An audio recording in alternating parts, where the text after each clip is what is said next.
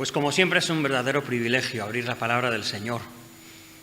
En esta mañana me gustaría, antes de ir a la predicación, haceros una pregunta. ¿Cuánto pensáis que influencia la cultura en nuestro concepto de la realidad? Vuelvo a preguntar. ¿Cuánto pensáis que influencia nuestra cultura en la forma que entendemos lo que es la verdad o la realidad de las cosas? Pues para eso me gustaría hacer una pequeña ilustración. He pedido a Arturo que nos toque una melodía. Él no está muy familiarizado con esa melodía, pero confío que aunque haya alguna pequeña imprecisión, es una canción suficientemente conocida para que la identifiquéis. Me gustaría que en el momento que la identificáis, por favor, pusierais vuestras manos, una mano en alto.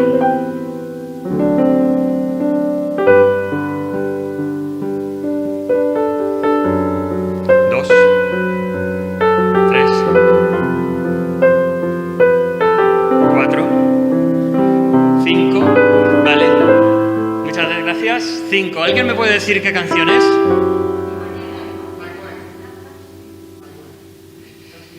Vale, muchas gracias, Arturo. ¿Cuántos de vosotros estaríais dispuestos a apostar de que esa es la canción?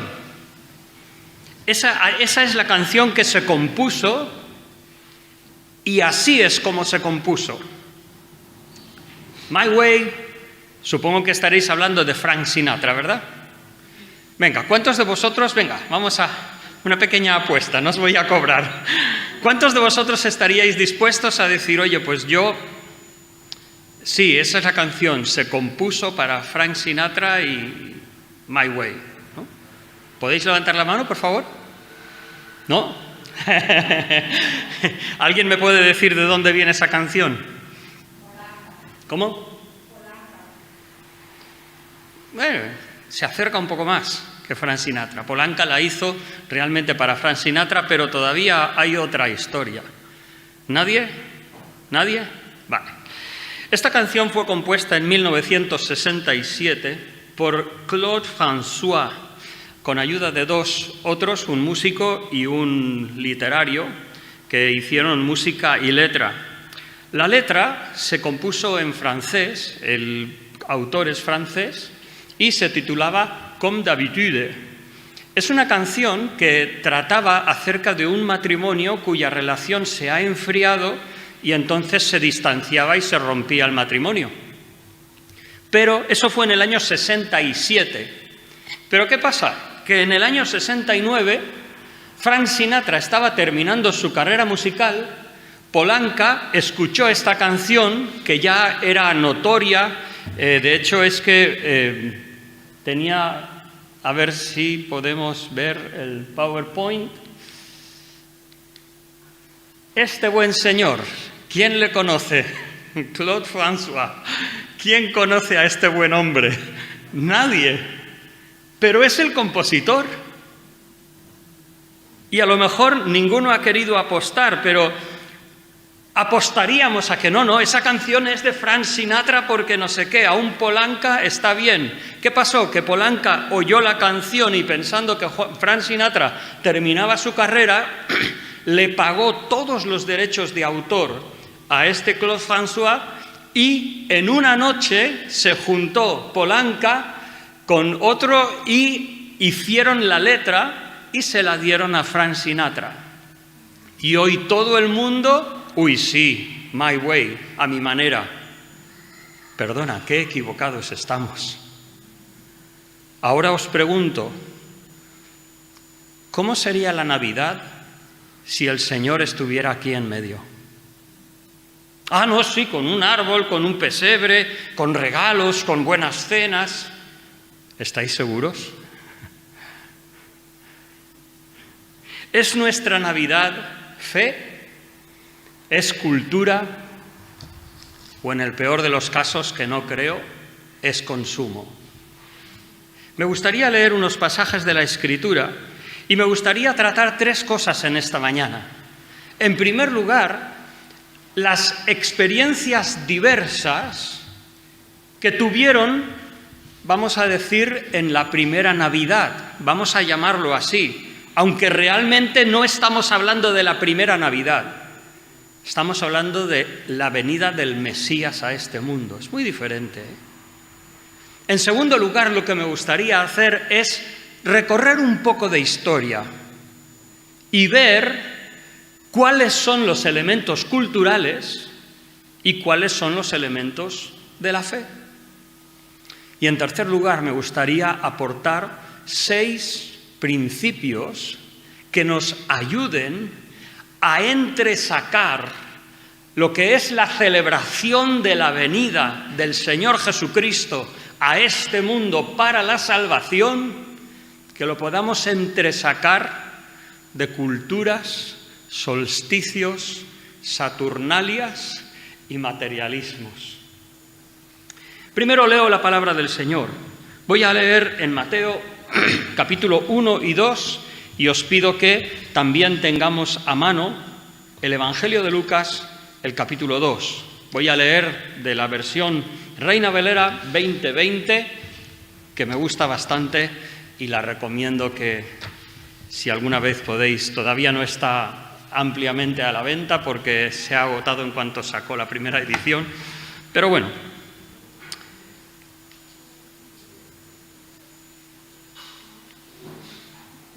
Me parece que no está funcionando el puntero como otras veces. Aquí estamos. Mateo capítulo 1, versículos 18 al 20. Dice así: el nacimiento de Jesucristo fue así. María, su madre, estaba prometida en matrimonio con José, y antes que convivieran, se halló que había concebido del Espíritu Santo. José, su marido, como era justo y no quería difamarla, determinó dejarla secretamente. Mientras él pensaba en esto, un ángel del Señor se le apareció en sueños y le dijo: José, hijo de David, no temas recibir a María tu mujer, porque lo que en ella es engendrado del Espíritu Santo es. Quisiera ir a Lucas capítulo 2, versículo 1, cuando nos dice que aconteció en aquellos días que Augusto César promulgó un edicto disponiendo que todos los habitantes del Imperio Romano fuesen empadronados. Este primer censo se hizo siendo Cirenio gobernador de Siria. Todos iban a empadronarse a sus respectivas ciudades de origen. También José, que era de la familia de David, subió de la ciudad de Nazaret, en la región de Galilea, a la ciudad de David, que se llamaba Belén, en Judea, para ser empadronado con María, su esposa, que estaba embarazada. Y sucedió que estando allí se cumplió el tiempo que diera a luz, y tuvo a su primogénito, lo envolvió en pañales y lo acostó en un pesebre, porque no había lugar para ellos en el mesón. Mateo capítulo 2, versículo 1, seguimos nuestra lectura de esta narración del nacimiento del Mesías. Cuando Jesús nació en Belén, en Judea, en los días de Herodes, llegaron del oriente a Jerusalén unos magos que preguntaban: ¿dónde está el rey de los judíos que ha nacido? Pues su estrella hemos visto en el oriente y venimos a adorarlo. Me gustaría que nos fijáramos en las emociones.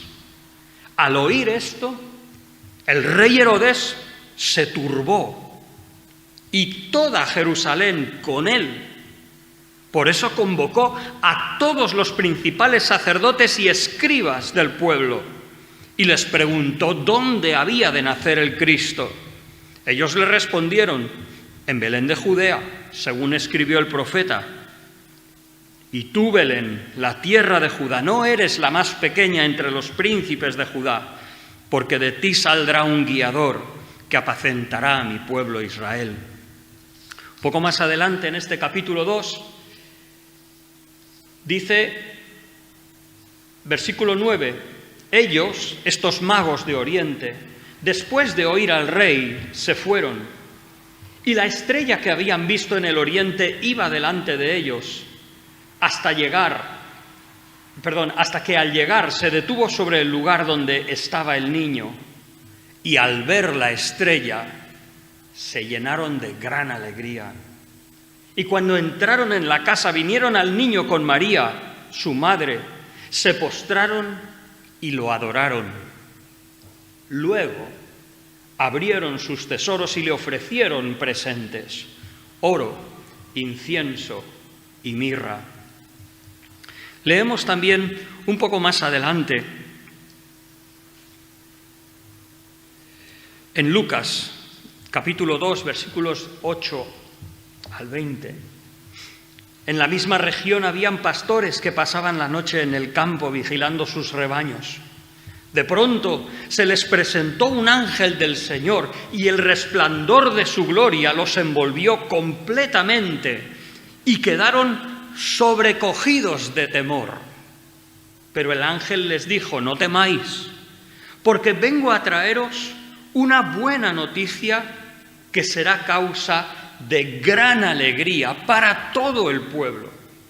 Os ha nacido hoy en la ciudad de David un Salvador, que es Cristo. Esto os servirá de señal: hallaréis al niño envuelto en pañales, acostado en un pesebre. Repentinamente apareció con el ángel una multitud de las huestes celestiales que alababan a Dios y decían: gloria a Dios en las alturas y en la tierra paz y buena voluntad para con los hombres. Sucedió que cuando los ángeles se volvieron al cielo, los pastores se dijeron unos a otros: vayamos pues hasta Belén y veamos esto que ha sucedido y que el Señor nos ha dado a conocer. Fueron apresuradamente y encontraron a María, a José y al niño acostado en el pesebre. Al verlo, contaron todo lo que el ángel les había dicho acerca del niño. Todos los que lo oyeron se maravillaron de lo que los pastores decían.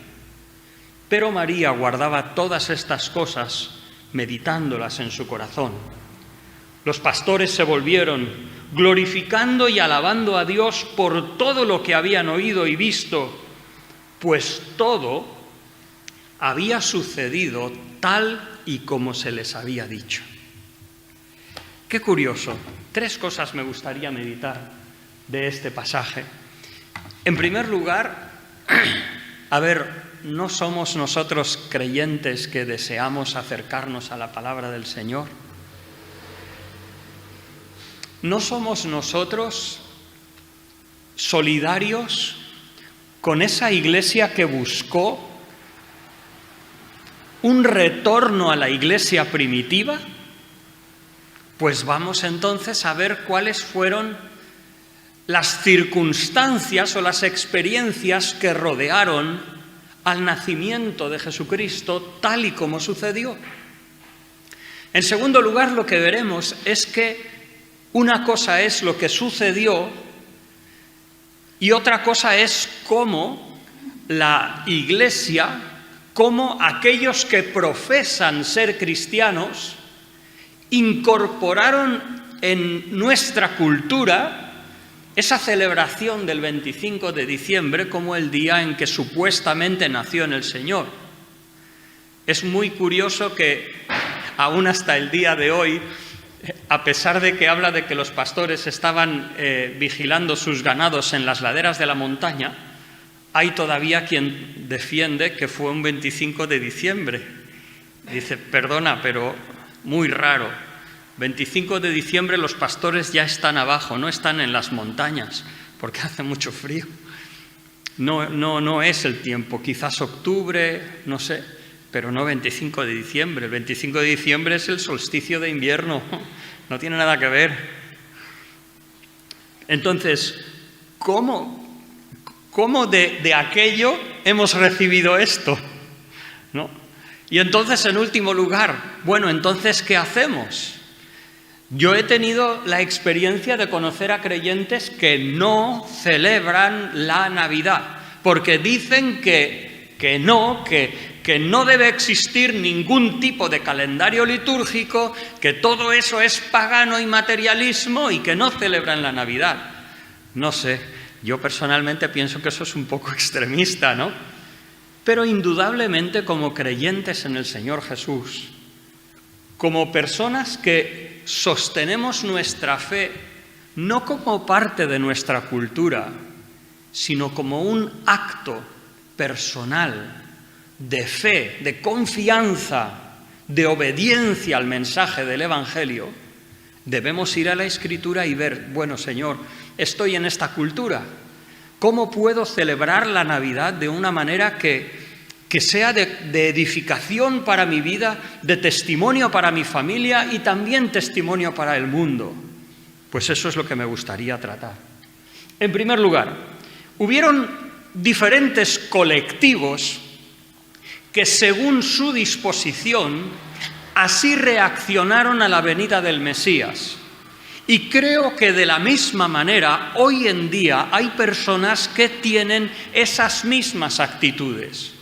En primer lugar tenemos Herodes y tenemos esas expresiones en la Escritura que realmente tenemos que tomarlas en un sentido general, ¿no? Herodes y toda Jerusalén con él se turbaron. ¿Por qué? Porque Jesús suponía una amenaza. ¿Dónde está el rey de los judíos que ha nacido? Porque su estrella hemos visto en Oriente y venimos a adorarle. ¿Qué? ¿Hay otro rey que no yo? Recordemos aún el rey Saúl, rey del pueblo de Dios, rey que estuvo en relación con Samuel y que en algunos periodos de su vida estuvo directamente influenciado por el Espíritu Santo, rey que conocía el Antiguo Testamento que Dios había revelado. Pero cuando él pensó que David iba a ser su sucesor en vez de su hijo, ¿cómo reaccionó con ira, con odio, persiguiéndole por las montañas para acabar con su vida? Aún a su hijo, a Jonatán, le dijo: hijo de la rebelde, ¿no te das cuenta que mientras David viva, tú no vas a ser el heredero? Esa es la inseguridad de los hombres que encuentran en Jesús una amenaza.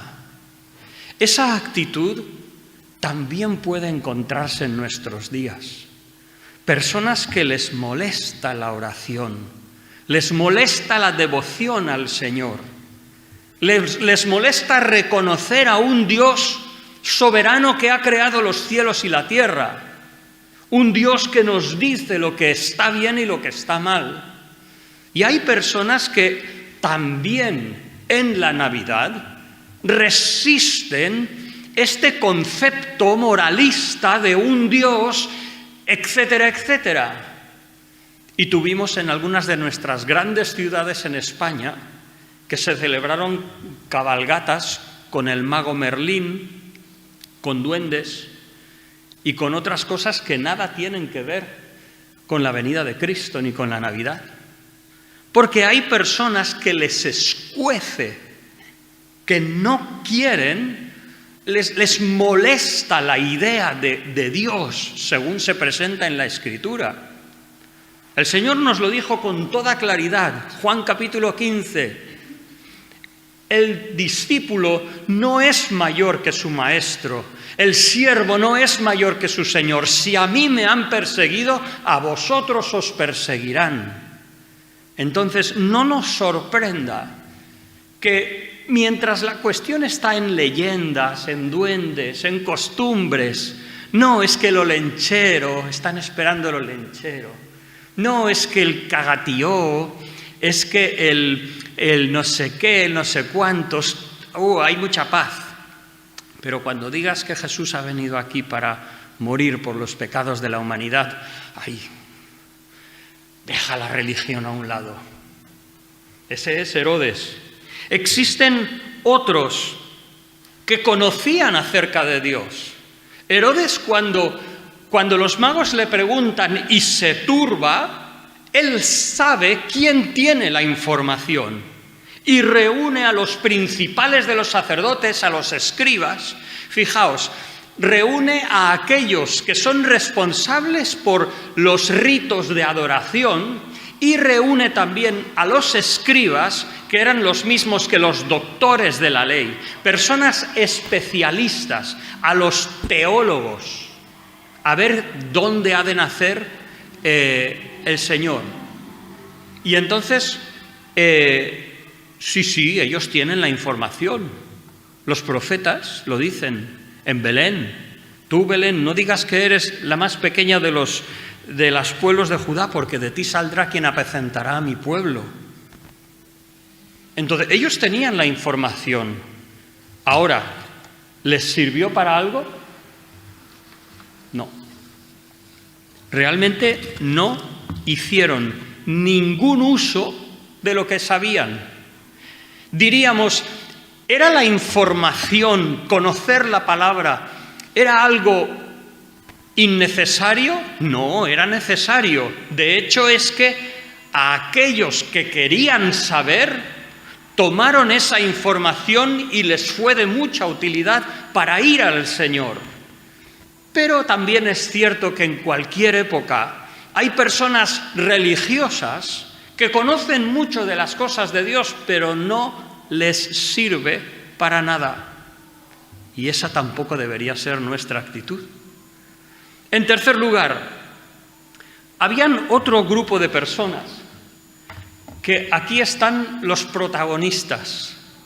Y qué maravillosa es la palabra del Señor, que cuando hay un protagonista, en vez de subirlo a los altares y ponerlo con unas auras, ¿no?, todo luminoso, nos lo presenta en la Escritura vulnerables. Tú fíjate, María estaba comprometida, todavía no se habían casado oficialmente, pero en la cultura bíblica judía, un año antes de la boda más o menos, podía ser de 1 a 3 años, había un compromiso tan formal que si algo pasaba, si había una inmoralidad, se consideraba adulterio.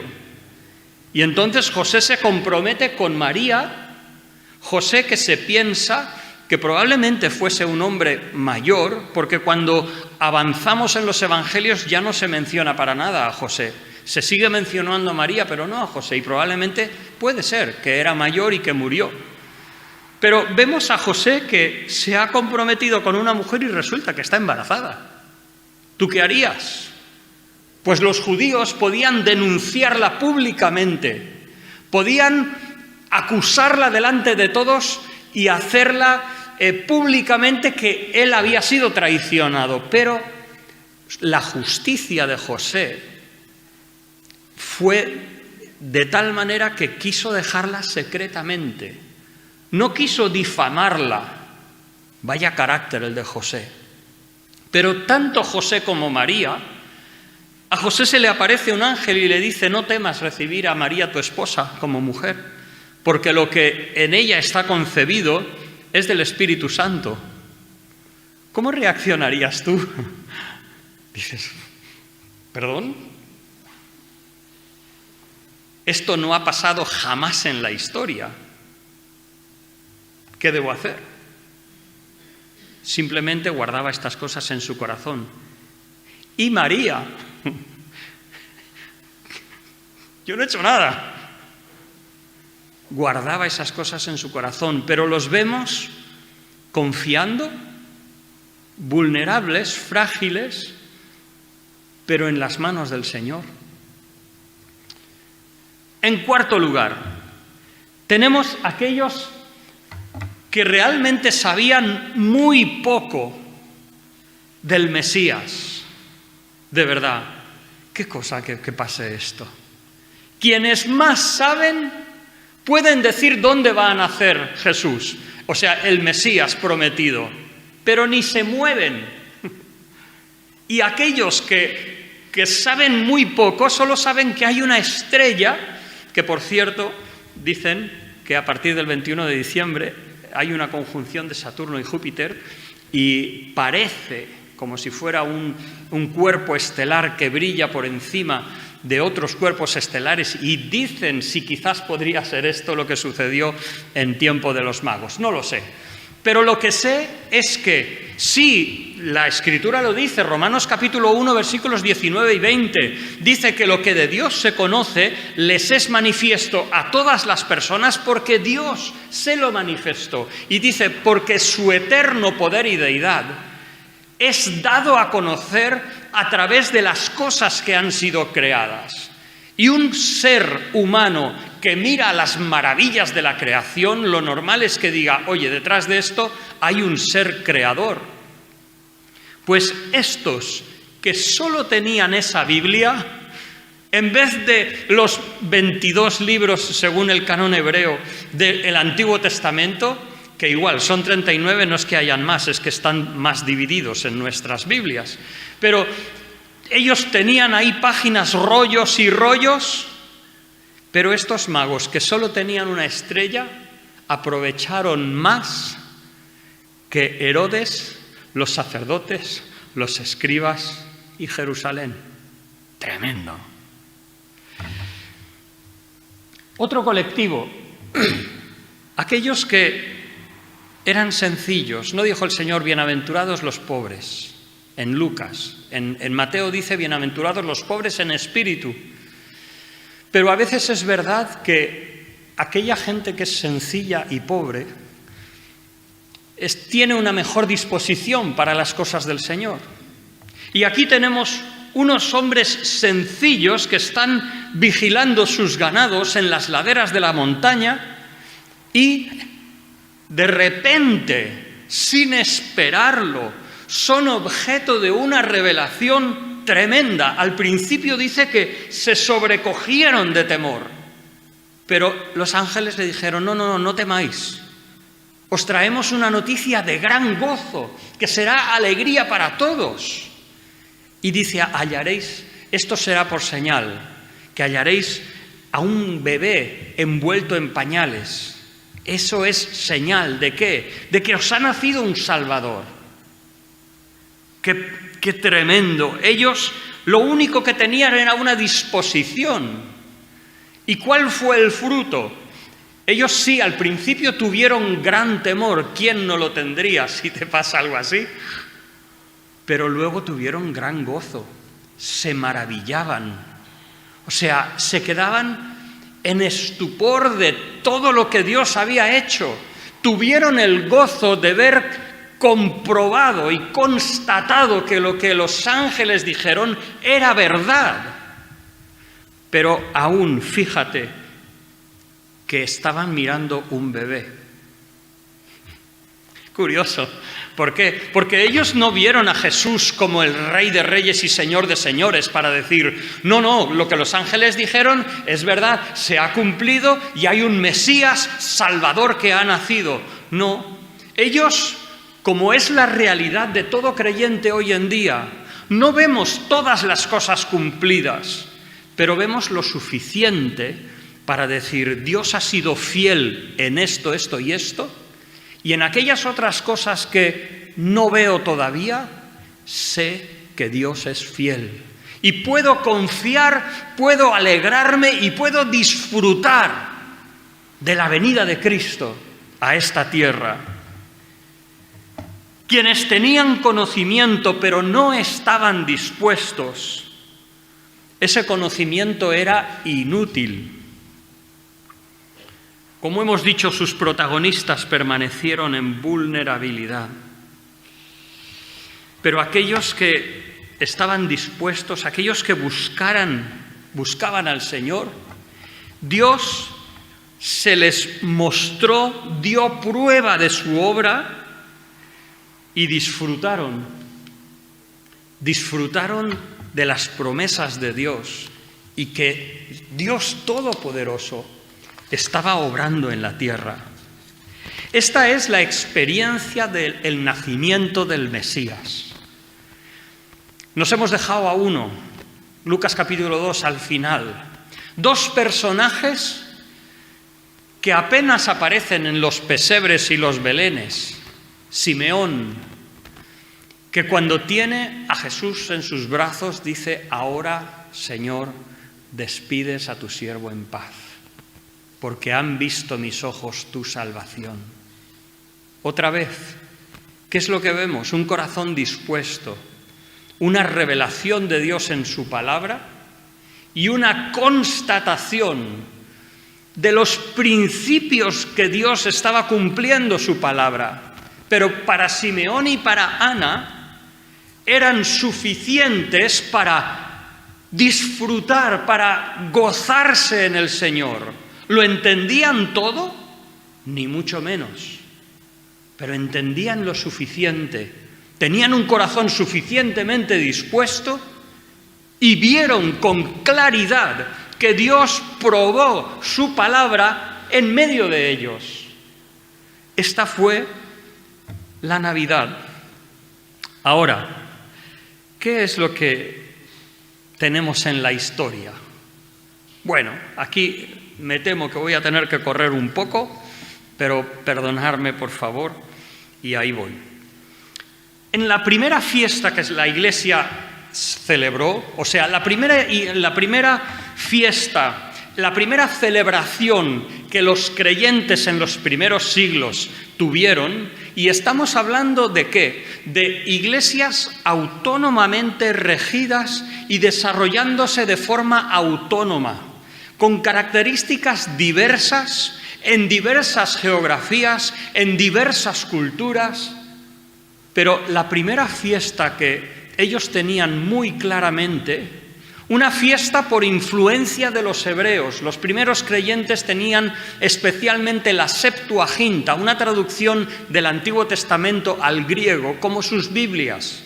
El canon del Nuevo Testamento, lo que tenemos nosotros tan fácil, se estaba consolidando. Y los creyentes miraban al judaísmo o a los hebreos, pues en el Antiguo Testamento, un poco para alimentar su fe, además de las copias que ya existían de las cartas de Pablo y de los demás libros de la Escritura. Pero ¿cuál fue la primera fiesta que los creyentes celebraron? No fue la Navidad, fue la Pascua, la muerte y resurrección de Cristo.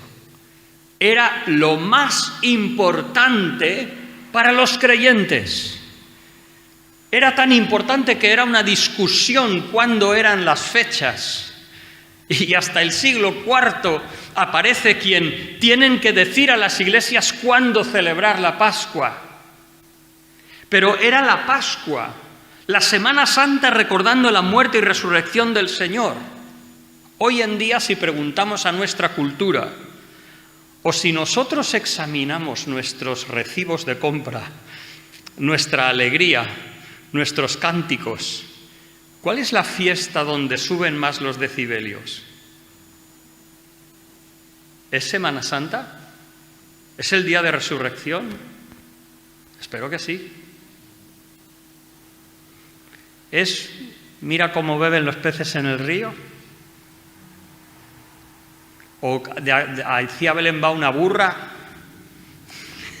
Espero que no, espero que no.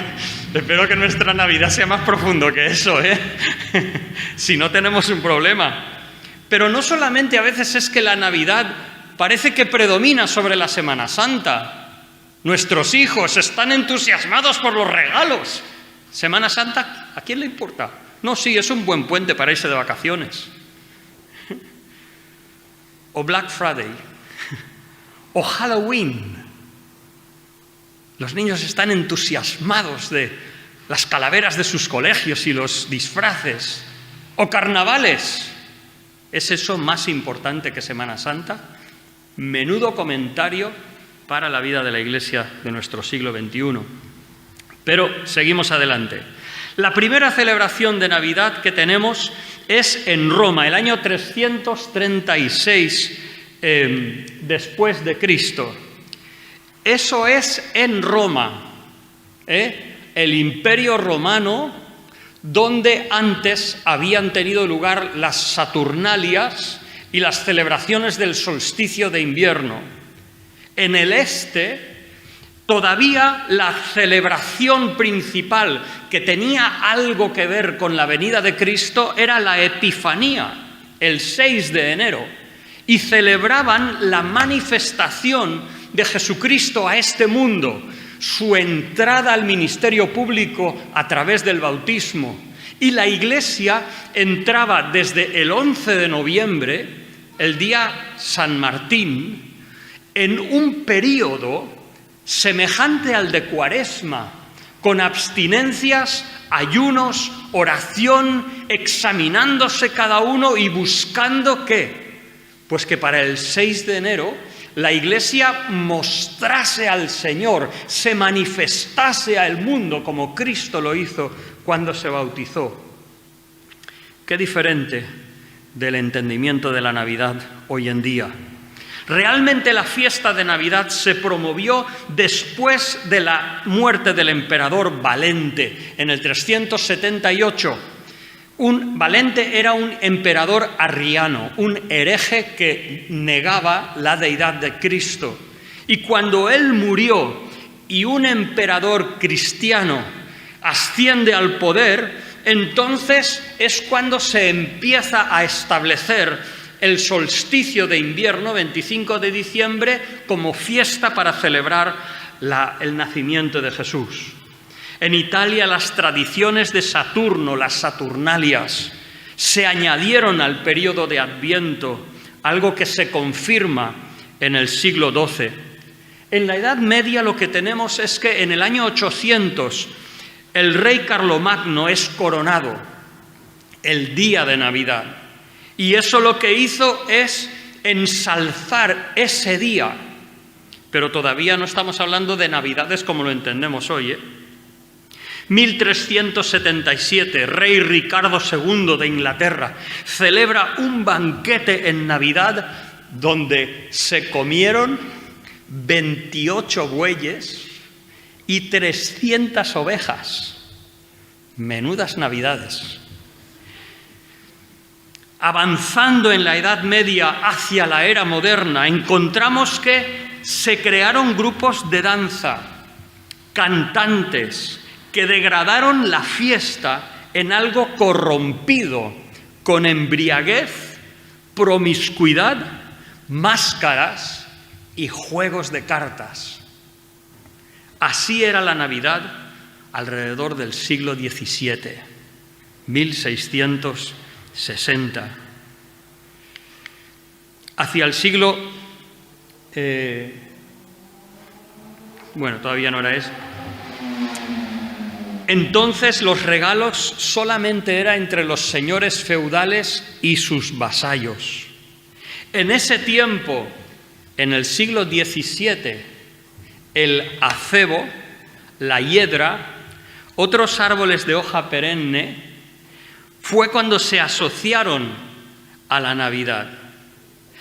En este tiempo, la Navidad en países protestantes de Europa se cambió el intercambio de regalos del 31 de diciembre al 6 de enero y luego pasó al 25 de diciembre.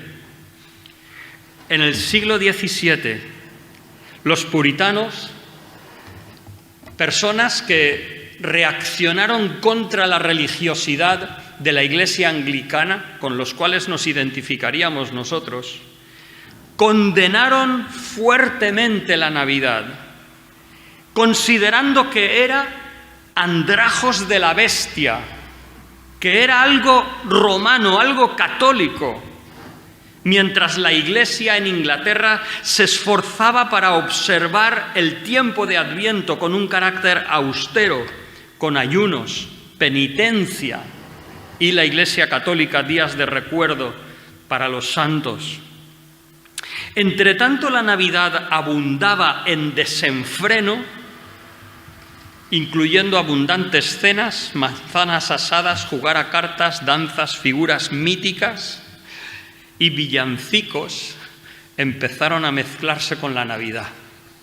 Estamos hablando de 1700, ahí es cuando empezamos que si San Nicolás, que si duendes por aquí, que si el olenchero, que si el no sé qué, diferentes, bueno, esos fueron mucho más posteriores, el olenchero y tal. Pero esos cuentos mezclados en la cultura de Navidad. 1660, todavía muchos pastores reformados condenaban la Navidad, porque era como un carnaval, era un tiempo para el desenfreno. Fijaos que la Iglesia Presbiteriana de Escocia rechazó la Navidad y no fue hasta 1958, antes de ayer, que en Escocia se establece la Navidad como una fiesta oficial. Me parece muy interesante, muy interesante. En las colonias de Estados Unidos, peregrinos de Inglaterra, de los Países Bajos, que habían huido buscando libertad religiosa, también condenaban la celebración de Navidad.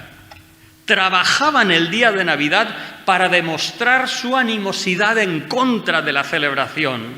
Fue prohibida en Boston, 1659.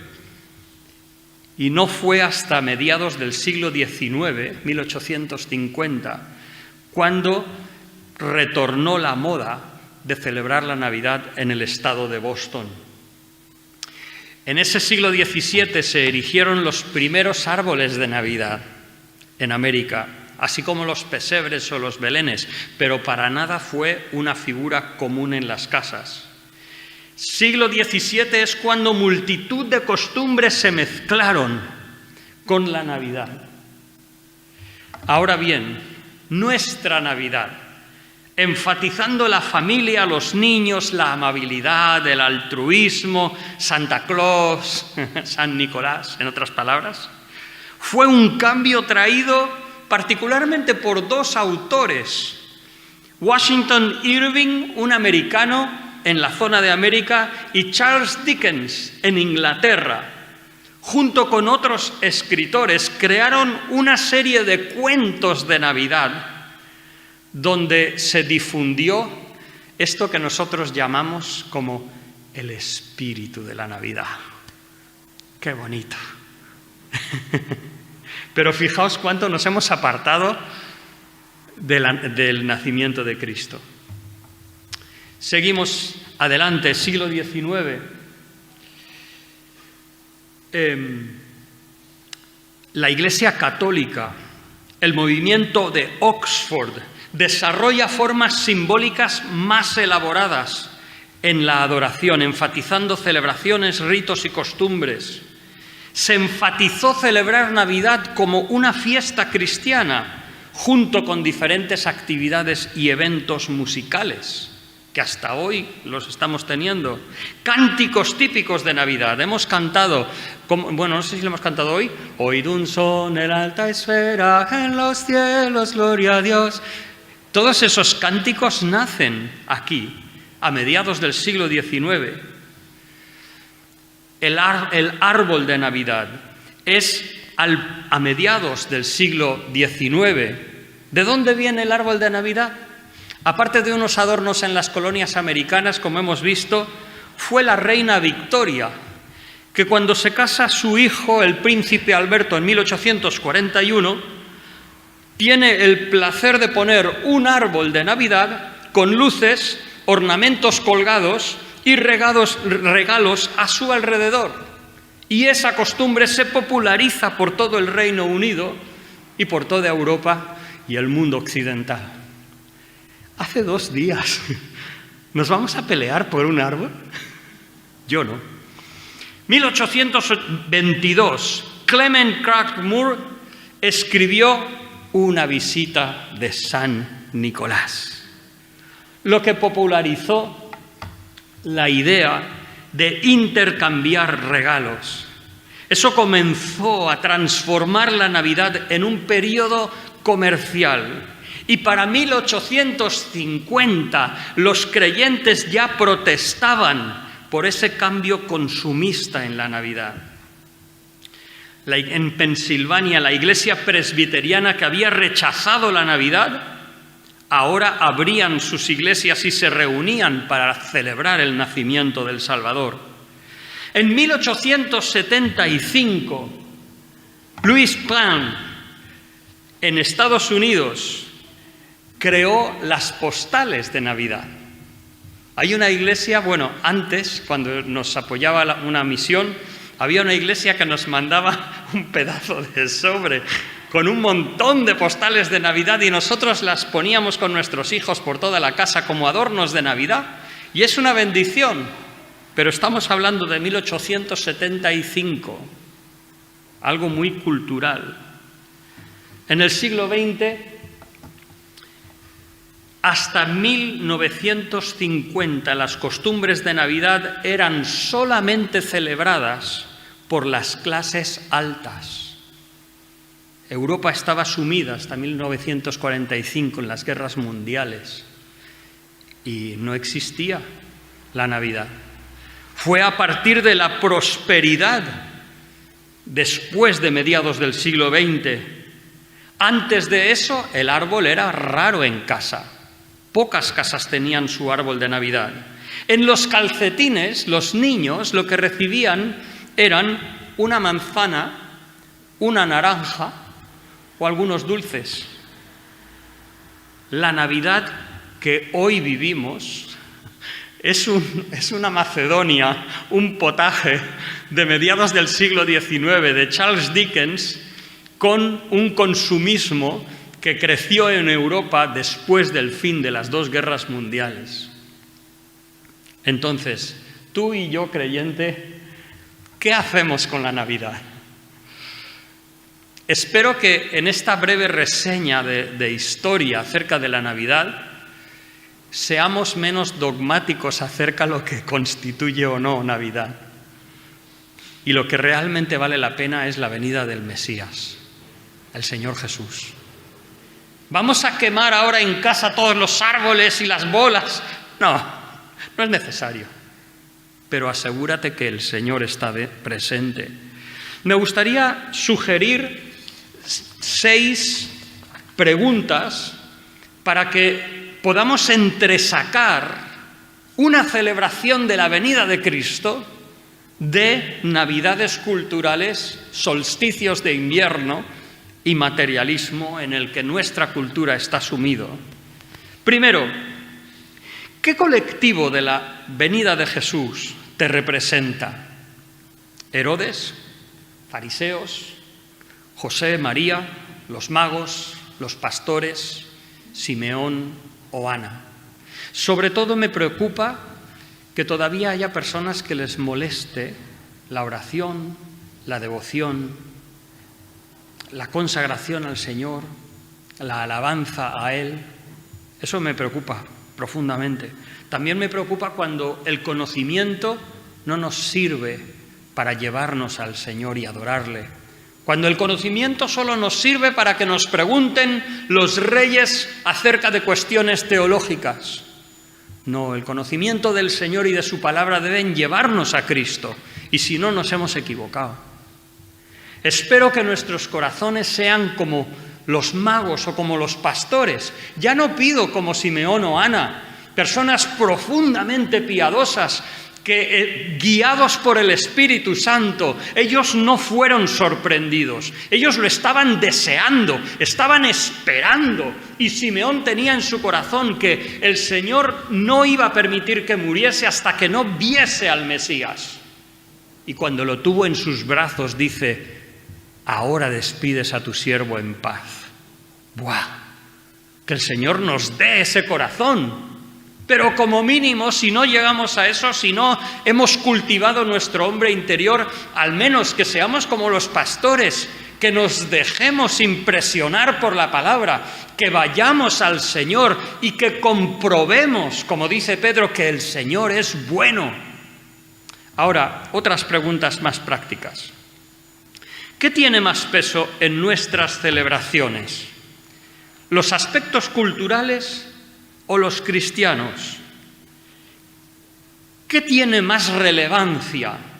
¿Los regalos la comida, la familia o el Señor? ¿Qué recibe más atención? ¿Qué recibe más dinero? ¿Qué recibe más espacio? ¿Qué expresa más alegría? Es cuestión para preguntarnos. Tercer lugar, ¿qué cosas o qué formas que yo hago en Navidad tienen una proyección eterna? Lo siento mucho, pero esto no irá a la eternidad. Ni el árbol, ni las luces, ni las bolitas. Son muy bonitas. En casa tenemos uno, o sea, que nadie se equivoque. O sea, tenemos guirnaldas y luces y tal y cual. Y un arbolito, pues así. A ver, no los queméis, pero no irán a la eternidad. Y cuando la presencia del Señor deje a un lado todo eso secundario, ¿qué quedará? ¿Qué cosas de nuestras Navidades tienen un significado y una proyección eterna? Dice la Escritura que las cosas de este mundo pasarán, pero el que hace la voluntad de Dios permanece para siempre.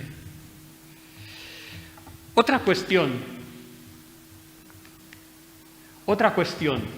¿Qué cosas de tu Navidad son fruto de una mente renovada?